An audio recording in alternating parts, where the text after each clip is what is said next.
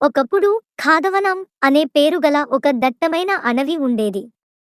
ఆ అడవిలో చాలా జంతువులు నివసించేవి. అన్ని జంతువులు కలిసిమెలిసి ఎంతో ప్రేమగా ఉండేవి. అడవిలోని జంతువులన్నీ సంతోషంగా జీవించేవి. వాటికి ఒకదానితో ఒకటి మంచి స్నేహం ఉండేది. అవసరమైనప్పుడు ఒకరికొకరు సహాయం చేసుకునేవి. అలాంటి అడవికి మరో అడవి నుంచి ఒక ఏనుగు నివసించడానికి వచ్చింది. ఆ ఏనుగు చాలా చిన్నది. చిన్నదిగా ఉండటం వల్ల అది అడవిలో దారి తప్పిపోయింది.